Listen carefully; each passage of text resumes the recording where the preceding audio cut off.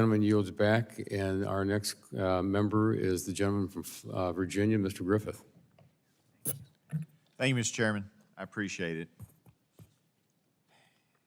Ms. Neville, thank you for your testimony. I know it was tough. There are people watching this. I will tell you, this is the second time we've heard of a young person dying in this month where we've had the parents in to discuss it. I took the opportunity to text my 22, 17, and 15-year-olds and just said, don't go there. Don't get anything, A, illegal, but B, it's not from a legitimate pharmacy or from legitimate sources, because you don't know what's going to be in it. And so I'm sorry for your loss.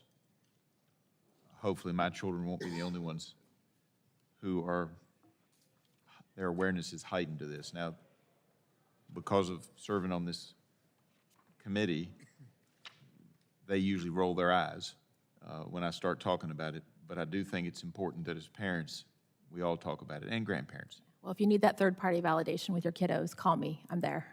All right, I appreciate it. And it's not just, so often we think, and sometimes the American public thinks that, this is a big city problem or this is not us. Mr. Latta mentioned earlier that he and I have introduced the HALT Act, which deals with fentanyl analogs. We're still working on some of the language, but we're hoping to have this thing worked out. Probably should have been passed last year, but we're going to get it passed this year.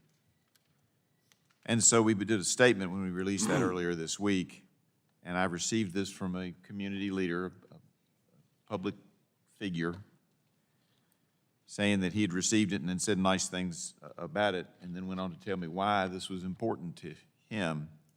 And I'm now going to read from, without identifying him, because I didn't ask him for permission, but I will read from his email.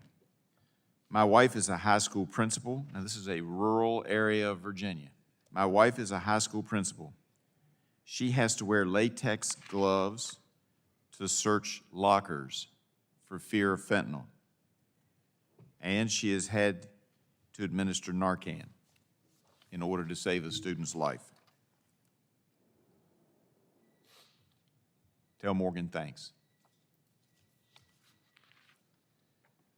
Thank everybody in this committee. We're working hard. We're not going to solve all the problems, but we're going to try, and we appreciate you all being here today to help us in our efforts to try to solve these problems. But when you have a good rural county where most of the folks, think this is not their problem, and yet the high school principal has to wear gloves to search lockers and has used Narcan, this is a national emergency. It is a national problem, and we're leading the charge, and everybody in here knows we've got to do something, but the American people need to know that we have got to take action, and in all fairness, this administration needs to understand that they need to take action across the board, but particularly on the southern border, where we know a lot of this garbage and poison that's coming into our communities is coming across the border and coming into the United States. Somebody's going to have to help me on time because I can't see. All right, look back here. I got a little bit left. It's a whole lot bigger, Ms. Goldberg, and I know you only have a handful of cases. Not everybody wants to go public, and I understand that. But it's a lot bigger than the 8 cases you're currently involved in and the 3 others that you know. I mean, it's probably tens of thousands every day across the country that are exposed, at least, to this issue. And so I appreciate the work you're doing. Sheriff, thank you so much for what you're doing.